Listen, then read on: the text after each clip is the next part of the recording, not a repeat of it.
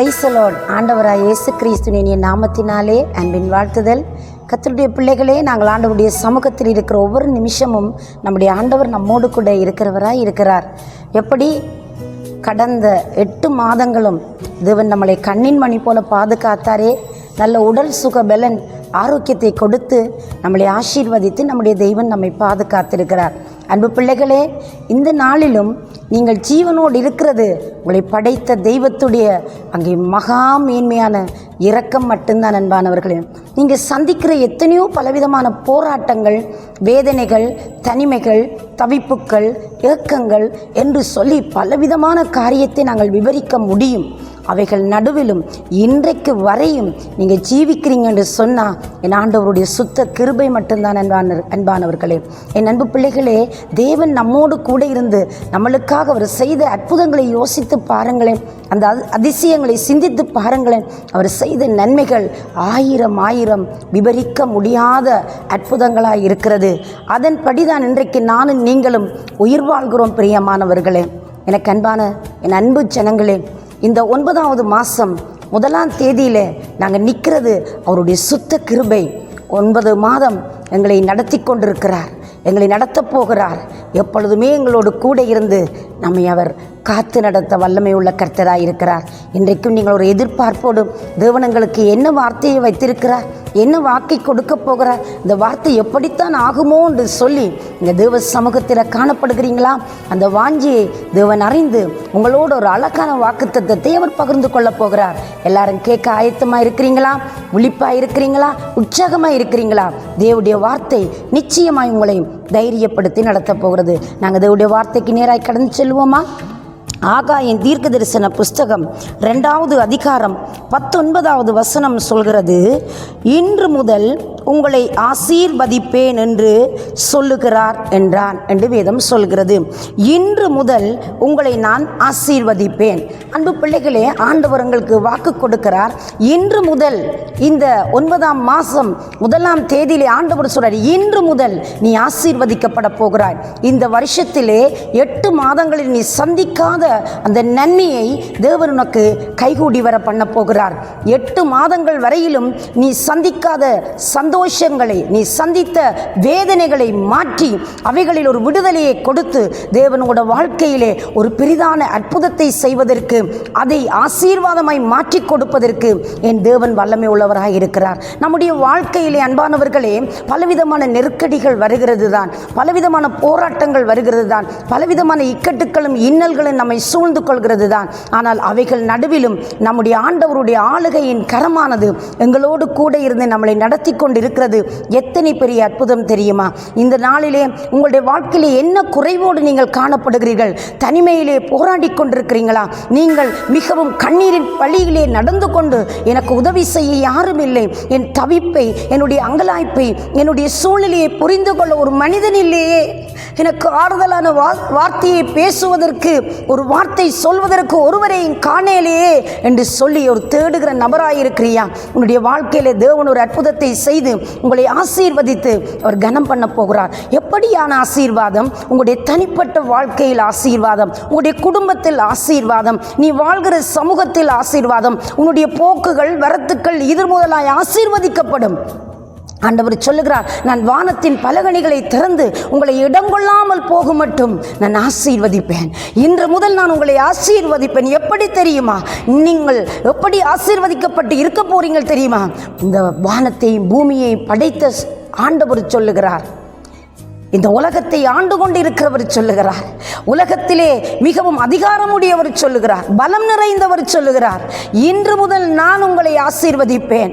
வானமும் பூமியும் அங்கே படைக்கப்பட்டு அவராலே ஆளுகை செய்யப்படுகிறது. பிரியமானவர்களே, இன்றைக்கு நீங்கள் எந்த தோல்வியிலே மிகவும் துவண்டு போயிருக்கிறீர்கள், வேதனை வியாதியினாலே வாடிக்கொண்டிருக்கிறீங்களா, பிரச்சனையிலே சிக்கி தவிக்கிறீங்களா, நீங்கள் செய்யாத குற்றத்திற்கும் அவமானத்துக்கும் உள்ளாக்கப்பட்டு இதில் இருந்து எனக்கு ஒரு விமோசனம் இல்லையான்னு சொல்லி பதறி மிகவும் கண்ணீர் வடித்துக் கொண்டிருக்கிறீங்களா?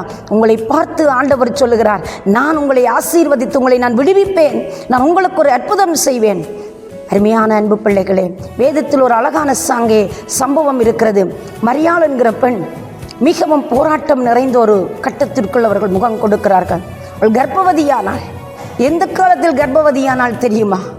அவள் கன்னிகையாய் இருக்கிற பொழுது கர்ப்பமாகிவிட்டாள். அப்பொழுது அவள் அழுகிறாள். ஐயோ, ஒரு கொடூரமான நிலையே! ஜனங்கள் எப்படி அவளை எள்ளி நகையாடுவார்கள், எப்படி பேசுவார்கள்? அப்பொழுதுதான் ஆண்டவர் சொல்லுகிறார், உன்னிடத்தில் பிறக்கிறது ஒரு ஆசீர்வாதம் உள்ளது, அது சமாதான பிரபு இம்மானுவேல் என்று சொல்லப்படும் என்று சொல்லி அவளை தைரியப்படுத்தி அந்த நிந்தனைகளை போக்கத்தக்கதாய், அந்த நிந்தனைகளை அங்கே இல்லாமல் செய்வதற்கு ஆண்டவர் அந்த பெண்ணின் வாழ்க்கையிலே கிரியை செய்வதை நாங்கள் பார்க்கிறோம். அன்பானவர்களே, இயேசு கிறிஸ்து இந்த பூ உலகத்தில் பிறந்து அவர் போதனை செய்கிற பொழுது ஒரு தடவை ஜனங்கள் சொன்னார்கள், இவரை பெற்ற தாய், அங்கே இவளை பெற்ற கர்ப்பமும் இவர் பாலுண்ட முலையும் பாக்கியம் உள்ளது என்று சொன்னார்கள். அன்றைக்கு ஒரு நாள் அவள் அவமானத்தை சந்தித்தாள். அன்றைக்கு ஒரு நாள் கடினமான வேலையை அங்கே வேதனைக்குள்ளே அவள் கடந்து போனாள். இன்றைக்கு அந்த பாராட்டு அந்த தாய்க்குரியதாய் மாறுகிறது. ஒருவேளை நீங்களும் எல்லாராலும் அவமதிக்கப்பட்டு அவதூறு பேசப்பட்டு யாருமே கணக்கெடுக்காத அளவுக்கு உங்களை புறம்பே தள்ளிவிட்டு வேடிக்கை பார்த்து கொண்டிருக்கிறார்களா? நீங்கள் பயப்பட வேண்டாம். ஆண்டவர் சொன்னார், அந்த நிலையிலிருந்து நான் உன்னை ஆசீர்வதிப்பேன். வானத்தின் பலகணிகளை திறந்து இடங்கொள்ளாமல் போக மட்டும் நான் ஆசீர்வதிப்பேன். உன் போக்கிலே நான் ஆசீர்வதிப்பேன். உன் வரத்தை நான் ஆசீர்வதிப்பேன். உன் வழிகளை நான் ஆசீர்வதிப்பேன். உன் பிரயாசங்களை நான் ஆசீர்வதிப்பேன் என்று சொன்னார். அன்பானவர்களே, இன்றைக்கு தொழிலே நஷ்டத்தோடு கஷ்டத்தோடு வாடிக்கொண்டிருக்கிறீங்களா? தனிமையிலே மிகவும் போராடி கொண்டிருக்கிறீங்களா? பயப்படாதிருங்கள். தேவனுடைய ஆசீர்வாதம் ஐஸ்வர்யத்தை தரும். அவர் அதோடு வேதனையை கூட்ட மாட்டார் என்று சொல்லப்படுகிறது. கர்த்தருடைய ஆசீர்வாதம் தானுங்க எங்களுக்கு ஐஸ்வர்யம். அதுதானுங்க எங்களுக்கு மிகவும் இன்பமானது. அதுதான் எங்களுக்கு இனிமையானது. அதுதான் எங்களுக்கு போதுமானதாக இருக்கிறது. தெய்வத்தால் வராத எந்த ஆசீர்வாதமும் நமக்கு அங்கே மிக மகிமையானதாய் தோன்றாத பிரியமானவர்களே. இந்த உலகம் கொடுக்கிற சமாதானம் அல்ல.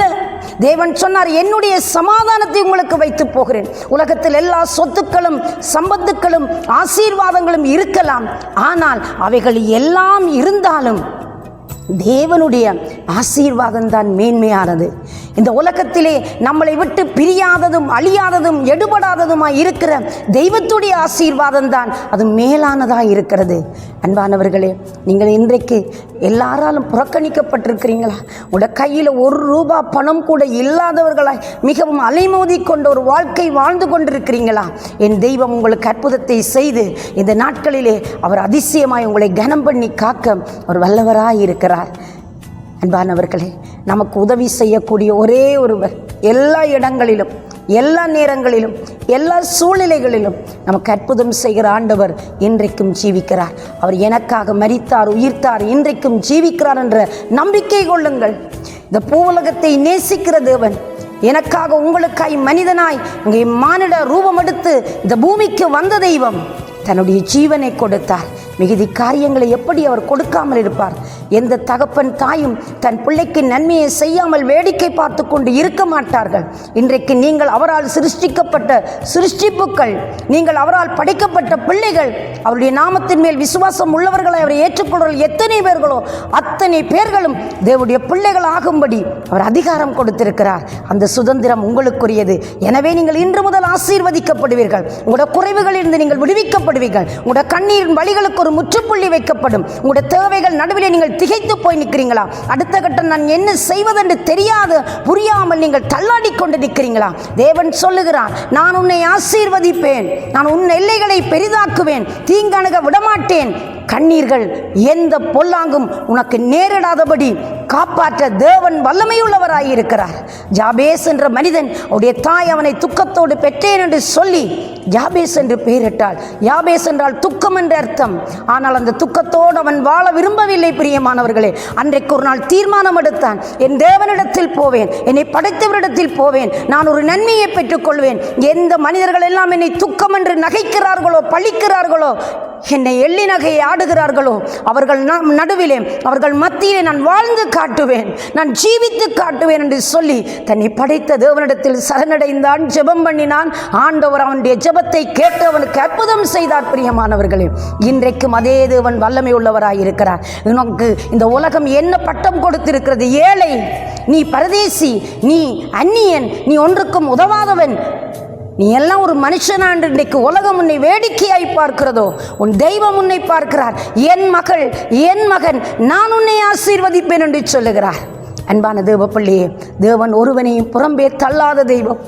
யாரையும் அவர் தள்ளிவிட்டு ஓரம் கட்டிவிட்டு அவனை வெறுக்கிறவர் அல்ல.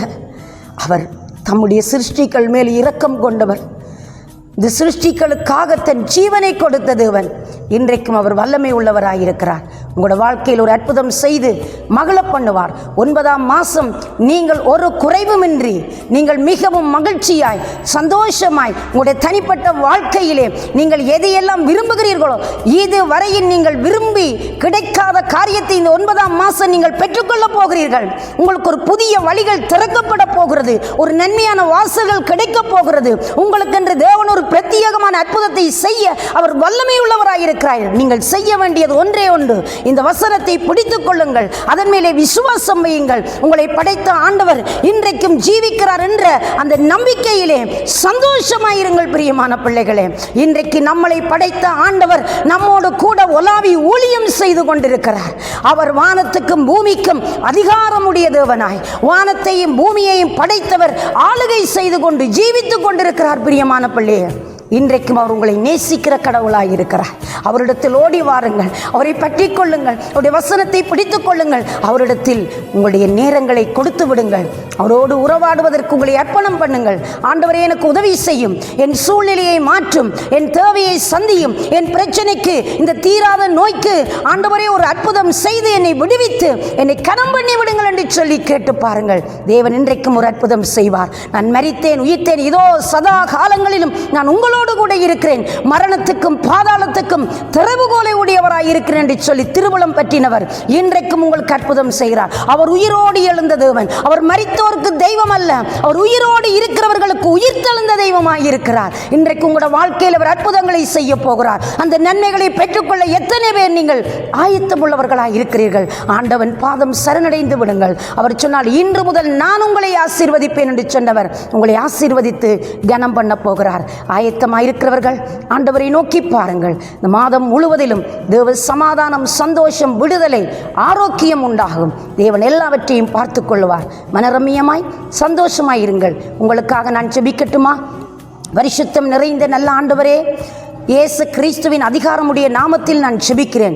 உம்முடைய பிள்ளைகளுடைய கண்ணீர்கள் யாவும் துடைக்கப்பட்டு உடைய வேதனைகள், துக்கங்கள், கடந்த நாட்களிலே கண்ட வேதனைக்கு தக்கதாய் இந்த 9ஆம் மாதம் 1ஆம் தேதியிலே நிற்கிற உம்முடைய பிள்ளைகளுடைய வாழ்க்கையில் ஒரு அற்புதம் நடப்பதாக என்று ஜெபிக்கிறோம். கண்ணீர்கள் துடைக்கப்படுவதாக, மரண வலிகள், வேதனைகள் நீங்குவதாக. சுவாமி, நீர் நன்மையான காரியங்களை உம்முடைய பிள்ளைகளுக்கு வாக்கு பண்ணி வழிநடத்தும்படி நான் ஜெபிக்கிறேன். தேவனே, அவர்கள் மகிழ்ந்து களிகூறத்தக்கதாய் ஆண்டவரே, உம்முடைய அற்புதமான கரங்கள் அவர்கள் நடுவிலே கிரியை செய்யட்டும்.